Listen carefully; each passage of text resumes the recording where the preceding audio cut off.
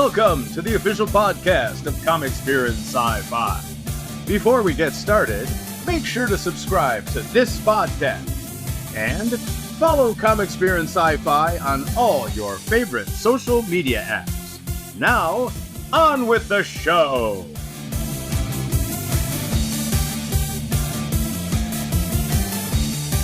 Hey, this is Marc at Toledo Fantasticon. I'm here with legendary actor Sam Jones. Tell me, how's the con going for you? Fantasticon is fantastic. That's why they call it fantastic. Great turnout for Saturday. See, a lot of fans, this is their opportunity, not just to come by and meet me and get some selfies and some autographs, but it's also their opportunity to tell me their story. Most of them know my story, but now I get to hear. Now, if the lines are long, I always ask them, now is it the short version or the long version? But no, it really is. It's a great opportunity to get to understand and know them. Everybody has a story. It's wonderful. So everyone was a big fan of Flash Gordon, and then when you got the call to be in the TED series, how was that? It was great. You know, you hear certain actors or athletes say I'm not a role model, but remember, I got a call from Seth MacFarlane, and this is what he told me when he called me. He says, Sam, when I was 8 years old, I was getting on my mother's nerves, and she dropped me off at the movie theater where I saw Flash Gordon by myself, and you changed my life, is what he told me. And I knew when I walked out of that movie theater, I was going to be a creative, artistic person. And I said, well, Seth, you did end up becoming a creative, artistic person, but you also became a bit perverted in your movies. I said, I hope I didn't influence that. But the whole point of that is we are role models, whether we like it or not, whether we know it or not. And this 8-year-old young man, Seth, grew up to be a decision maker in this industry, and I got that call because I influenced him, and he brought me into the TED franchise. Let's go back to Flash Gordon. Now, talk about role models. You got to work with some legendary actors in that movie. Oh, yeah. Tell me, Max von Sydow. Brian Blessed, Ornella Muti, Topol, my other leading lady, Melody Anderson. Yeah, no, it was. That's why we're talking right now. That's why we're talking. We filmed that 44 years ago, and we're still talking about it. So the question should be, why is Flash Gordon still relevant? Well, he's still relevant because, especially with the youth, he's just a man. He's just a man. A lot of the younger generation and older, we always think we have to look towards, well, a superhero, yes, but somebody with superpowers. Flash Gordon proves the point. He's just a man. He goes through the same adversity, the same challenges as everybody else. He doesn't need any superhuman strength or powers. He's just a man. And if he can get through it, then by golly, I can. I think that's the message. I really do. Yeah, he's just a man. Quite a role model at that. Yeah. Now, tell me, what do you got coming down the pipeline? What do you got? Oh, we just did a film called An Unlikely Angel. I loved it. All three of us were nominated, myself and the lady that played my daughter and the young lady who played my granddaughter. And that's on Pure Flix. And going to Ireland to do a film. And then in between all that, I'm doing Comic Cons. You're a busy guy. Well, anyways, it was a pleasure speaking with you, Sam. Thank you, okay. And this is Marc at Fantasticon with Yes. Flash. Come on now. Hey, you comic book geeks and you sci-fi freaks. Comic Book Casey coming at you from the Fantasticon in Toledo, Ohio. I am with Mr. Larry Wilcox, a.k.a. John from Chips. I'd say the more serious, straight-laced one out of the dynamic duo known as Ponch and John. I think this was the guy that set Ponch straight, if I'm staying correct, right? I was his training officer, and he needed a lot of training and still does. I remember that episode where they finally did a flashback showing how John pulled Ponch over. He actually tried to outrun him or something. Yeah. And then you recruited him. You ended up you basically rehabilitated his character. Yeah. Good for you. Yeah, Ponch's character, he was a Latin lover, so he had all the girls. No, but you know what, though? A lot of women like the strong, sensitive type that was serious about taking care of business. And, you're the guy that I think women trusted the most, the ladies that love the show, Thank you. But now, when you were starting with Chips to doing it, now I've seen you in multiple things like Love Boat, I think even in Hotel, several ladies. When Chips came, were you already familiar with riding motorcycles or with the whole system? I mean, was that your thing? I grew up riding motorcycles. I grew up in Wyoming and riding horses and rodeos and motorcycles out in the prairies, was just a natural thing. But having said that, when we did Chips, we both went through, and Erik wasn't a motorcycle rider at that time, but we both went through the CHP training. So we had to wreck the motorcycle and do high-speed braking, and the rear end comes around. Really spooky stuff. And, do figure eights in a little small rectangle, which is all clutch and brake, balancing that big, heavy police motorcycle. So we got cocky. We got good, and so we had fun. That was our phallic symbol, excuse me. Yeah, I was thinking back to when I first went to California as a child after being a fan of the show, 7, 8 years old.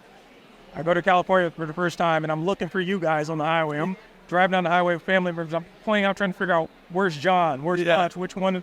You can't tell if the helmet's on, but I was looking for you guys back then. But, man, so when the show carried on and did the additional, I guess you could say, special movie features of it, what was that like to just be reunited with everybody for you? Well, we did the Chips reunion. I think we did it in like 2000 or 1999 maybe. And that was always fun to go back and see the characters again, And recently I run into the characters here and there. With Erik and I, we're good buddies and partners for life, if you will. And we do a Comic-Con usually one a month in some major city, high-density city, so that's good. And then I ran into Michael Dorn, who was a Star Trek guy, and he used to be on Chips. And Randy Oakes, a pretty blonde girl, ran into her.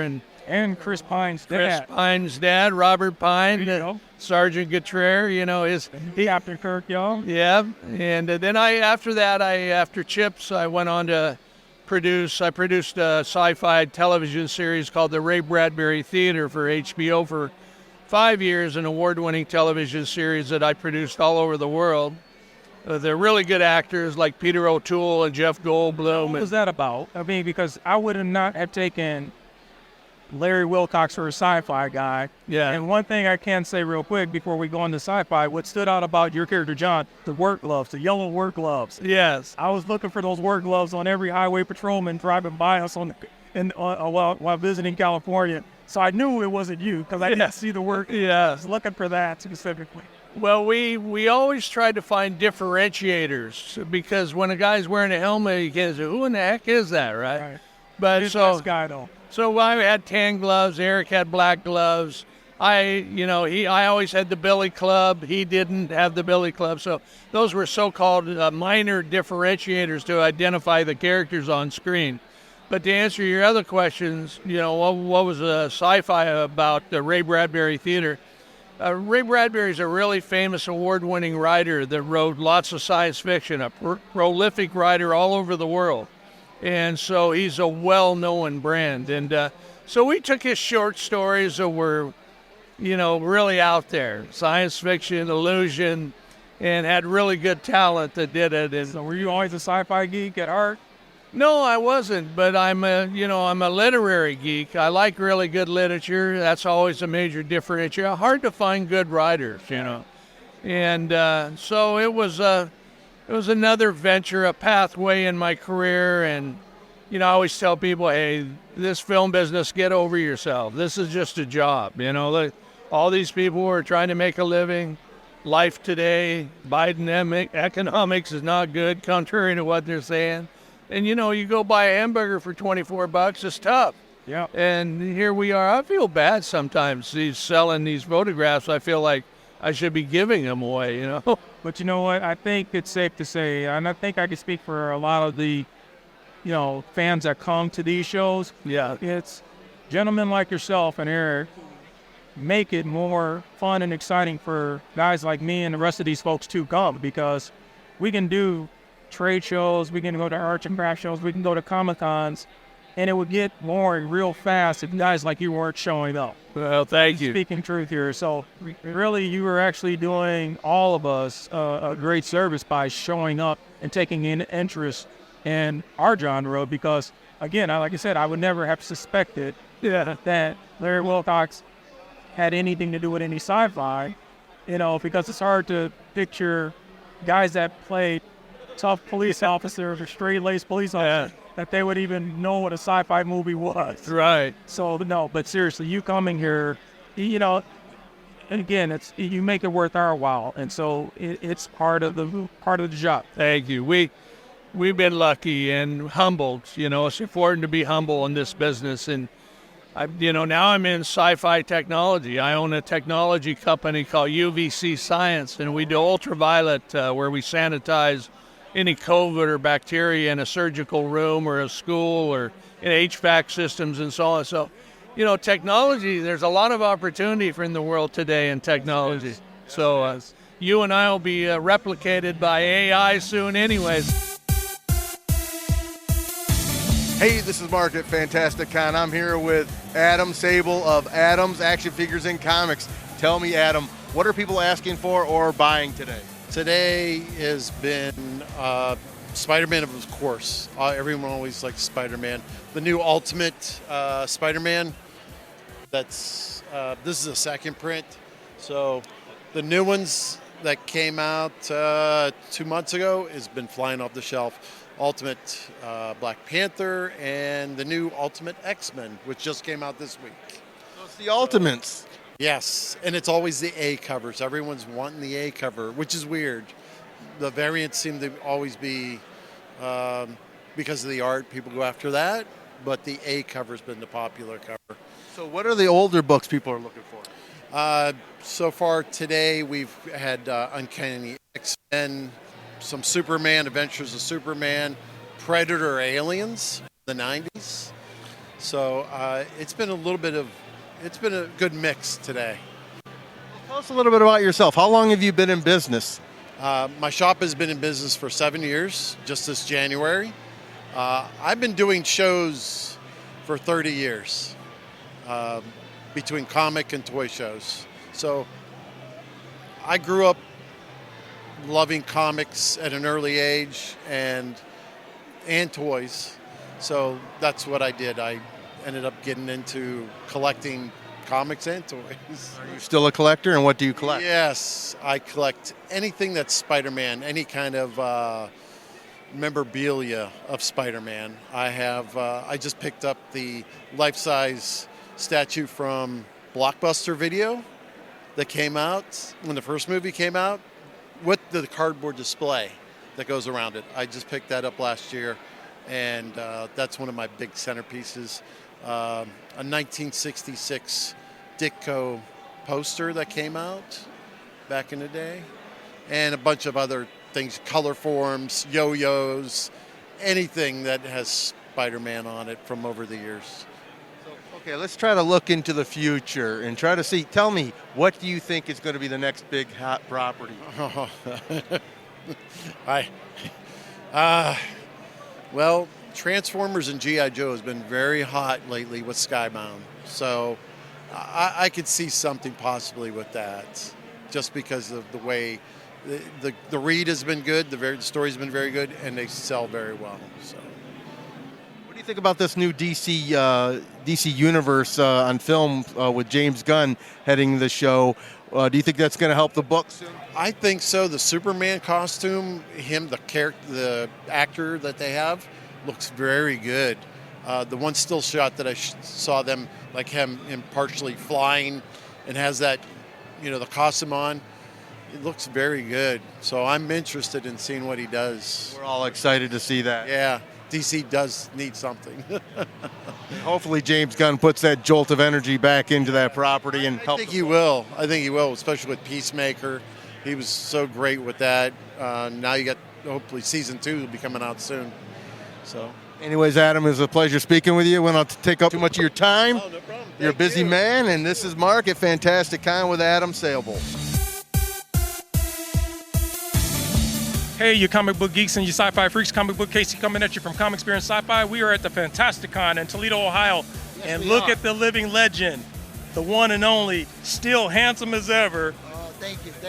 Erik Estrada, a.k.a. Frank Poncherello, my mom's crush. Could have caused a divorce among my parents back, a few fights. You caused some problems in the household. Dad didn't like you much, but Mom loved you. So, man, how's everything going? Everything's good. Everything's great. Glad to be here in Toledo. I love geeks. I love nerds. So, I'm good. That's awesome, man. We geeks appreciate you taking the time out of your No, schedule to my come here. pleasure. My pleasure. I've got a birthday coming up next week. I'm going to be 75. Are you kidding? No, I'm not. I was born in 1949 in Harlem Hospital, New York. All right. I was born and raised in Spanish Harlem. And I got to tell you, before you know it, you can be 27 riding a motorcycle. And the next thing you know, you're 75 years old. And you will actually look in the mirror and you'll say, where did it go? How did it happen? Can't believe it. So enjoy your life, enjoy your time, enjoy your dreams, enjoy whatever it is that you dig and that you enjoy. Because time will get wasted if you don't use it.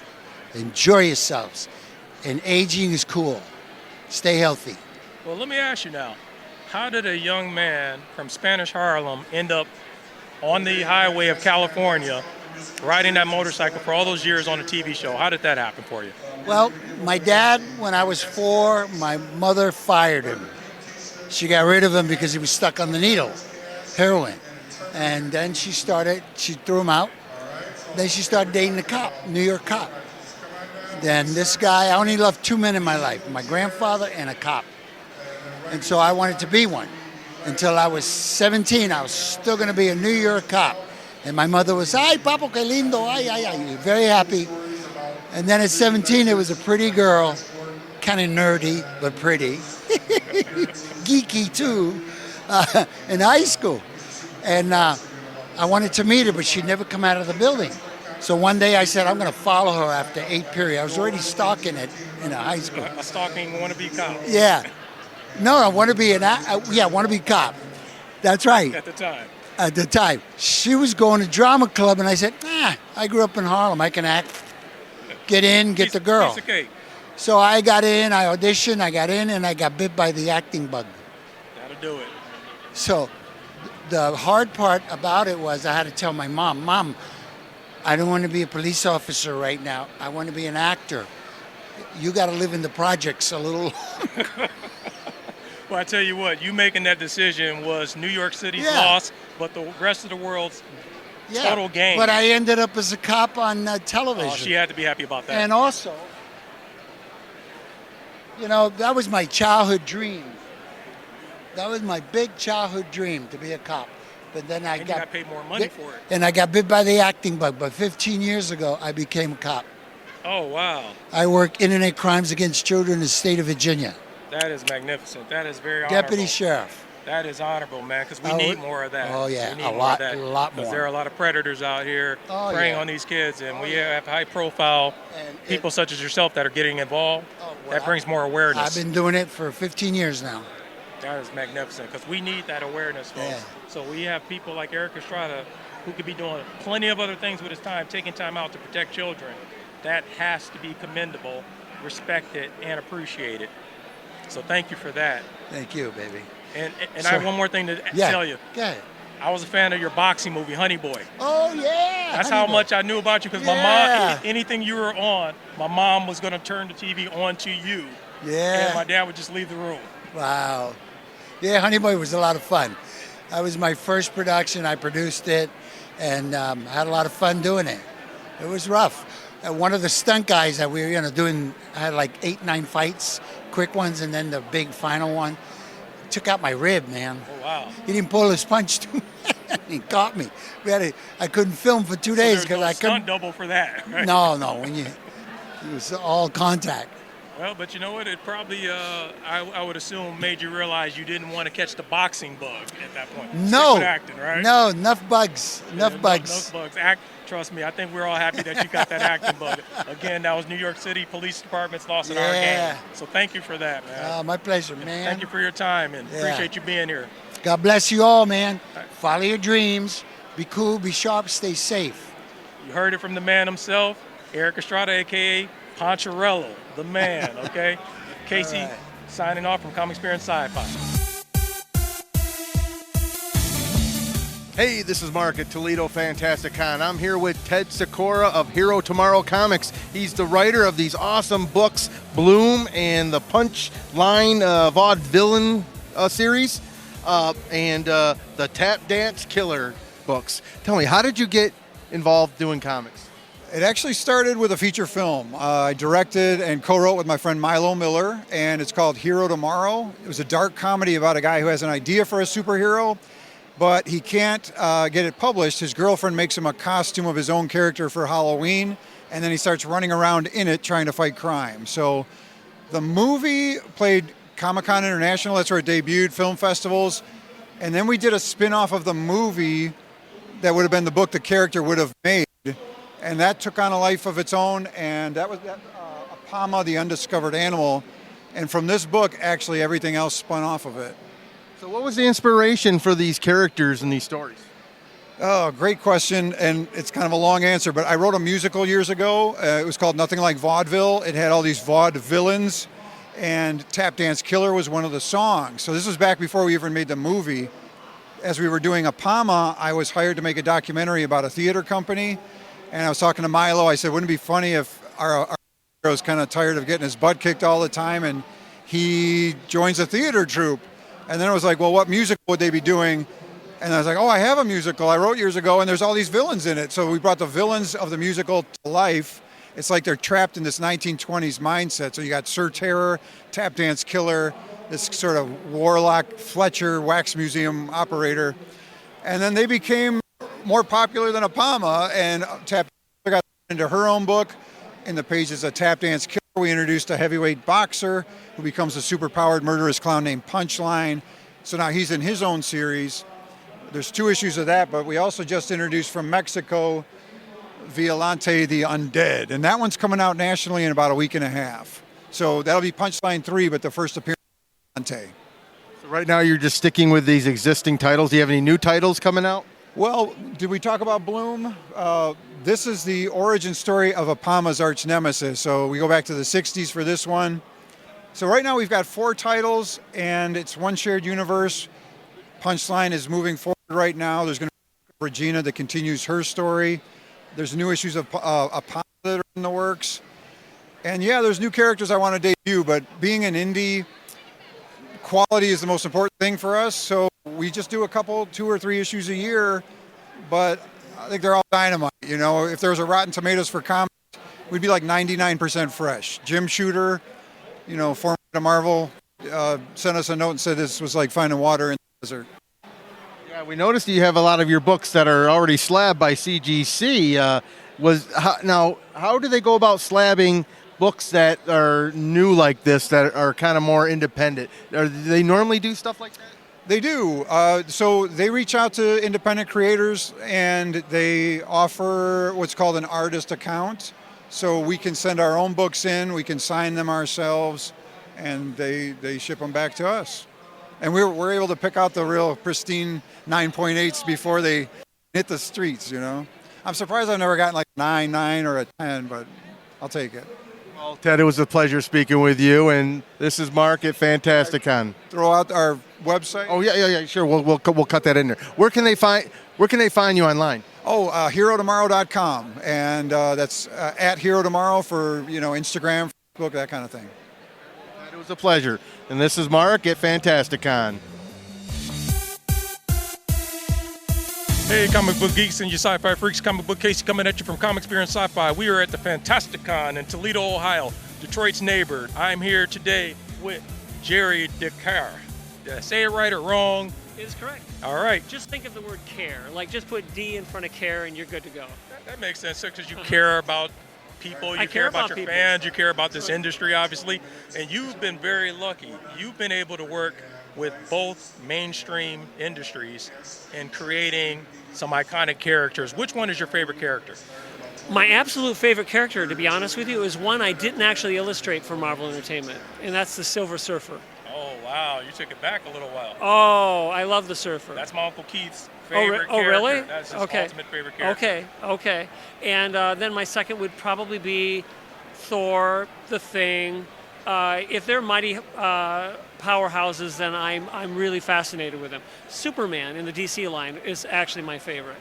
Okay, now since you've had the opportunity to work on both sides of that spectrum, now I'm a big fan of the Marvel and DC crossovers. Yeah. If you had the opportunity to work on that type of project, who would be the heroes you would want to face off? Thor and Superman. I've dreamt about it. I've literally dreamt about it. That's happening. They did that issue. I think I saw that. Yes. I have that collection. But I do a better job.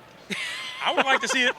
You know, with all the movies that have come out now, I think the outcome could change. Yeah. And see, because that was like 20 years ago. Yeah, didn't Superman he was able to even lift the hammer or something, right? I didn't actually read that story, but, well, he's worthy, though. Yeah, he's the Boy Scout. Yeah, okay. Yeah. So, and now, but a lot of your fan base knows you more for Deadpool. Yeah. In all this time you've been doing the Deadpool projects, have you ever contributed anything to the movies or just strictly the books? No, the books. But what I am waiting for is now Rob Liefeld invented Deadpool, as you well know. Right. I came up with the look of Malachi, who was his nemesis in this omnibus book, for example. So I got my fingers crossed and hoping that one day Malachi ends up in the movies so I can kind of cash in, you know what I mean? You know what? It took Ryan Reynolds 10 years to get Deadpool off the ground. So if we put this out here and just push it, we shouldn't have to wait another 10 years. Hopefully we can get Malachi in the next Deadpool in the next 2 years. That'd be great. So I made her look pretty cool. You know, she had that big thing around her head. You remember that? And, Definitely. So, plus, Deadpool would have nothing but some real fun pun at Malachi's expense. Yeah. Oh, yeah. He'd totally piss her off. Oh, yeah. So now what are you working on now? I am personally working on right now The Witch Wen Man, which is my own character creation. I am looking to publish it either Christmas of this 2024 or 2025 because it's a big, long project where I am writing it and I'm penciling it, inking it, coloring it, publishing it, doing everything, even the lettering. Basically, the storyline is that he's seen the future, and it's a terrible future. He figures if he destroys the worst characters in history, that somehow that's going to have a ripple effect, and it's going to make for a better present and a better future. You know what I mean? So it's going to be a novel, not just a average-sized comic. It's going to be probably, I'm looking at 4 books. In fact, when I work for Marvel, all I do is pencil. Okay. And then somebody else, when I do the first 5 pages, I mail that in, and somebody else is inking it. So it's like an assembly line. Right. But this, doing it all. See, I'm doing the work of 10 people. You're a one-man army. Thank you for sharing your time and your talent with us. And again, big fan of your work. And again, it's just we're looking forward to that coming out and things to come in the future. Thank you, man. Thanks, guys. Hey, you comic book geeks and you sci-fi freaks, Comic Book Casey coming at you from the Fantasticon in Toledo, Ohio. I'm here with 2 gentlemen from Cincinnati. So, all right, let's start off with Fred, and this is Nike, but I call him Debo. I promised him I didn't have a bicycle or a gold chain. Anyway, so tell me about what you got here going. This is called Scrap, right? Yeah, this is my comic book Scrap. I'm the writer and the creator of it. It's basically about our main character here, Shannon Noble. She gets her black belt in traditional martial arts, gets thrown into the deep end of the world of MMA, then finds out certain legends are more than just legends. Basically, we've got 5 issues out right now. We've got a 6th issue that's getting ready to come out in the next couple of months. If you're a big fan of MMA and like martial arts and like fantasy fighting and things like that, like I think it's probably up your alley. You know what? I think this is actually a comic book that's right on time because we have comic books traditionally superheroes, super spies, but there's not too many comic books that's touching on a real sport that is blowing up every year. it's a big thing for me. Plus, I'm like very passionate about combat sports in general. So like, I love like I could talk to you all day about like MMA and like kickboxing, boxing, all that stuff. That's a whole different podcast for a whole different time. Who's your favorite MMA fighter? Of all time, Anderson Silva. So that's my son's favorite one. Yeah, like so. Yeah, but that's that he's definitely like my favorite fighter, like my favorite MMA fighter of all time. Yeah, I train. I mean, that's how I lost my tooth. So okay. yeah. Now, what about you, Debo, Zeus Tiny Lester's young son that came from Cincinnati? Now, who's your favorite fighter? Oh, man, I'm not sure if I do have a particular favorite, but Sylvia is one of my top ones. He's one of the people that actually got me into it. Like I said, I'm not nearly as passionate as he is about mixed martial arts, but I am passionate about good storytelling, good comics, and I enjoy, being a part of this. Like I said, he's the creator. I do things, like I said, now, like the lettering, a lot of the marketing for it, make sure all his graphics and banners and posters and all that looks right. And that shiny belt down there, I designed the little logos and stuff for that, too. The scrap logo itself, that's all my creation and contribution to this thing that he loves. Okay, so he likes punching people in the face, and you like designing things. Good combination. All right, well, I'll tell you what, I invited you guys to come out to our home Comic-Con, Motor City Comic-Con, coming up in May, because we, can use some of that Cincinnati love, and we would love to see Scrap out there. It's definitely on the list of places to go. I'll tell you what, though, I'll give you a word of advice. Do not hit anybody in the face in Detroit, please. No. I don't want those types of problems. I'll bail you out. I mean, I keep an emergency fund for my crew, but, I like you guys. I'll bail you out as quick as I can, but, but no promises on, how soon that'll happen. All right, well, this is Comic Book Casey coming at you from the Fantasticon in Toledo, hanging out with the Cincinnati guys from Scrap. Catch you later. That's it for this episode of the Comic Experience Sci-Fi Podcast. Thank you for listening, and we hope you'll join us next time.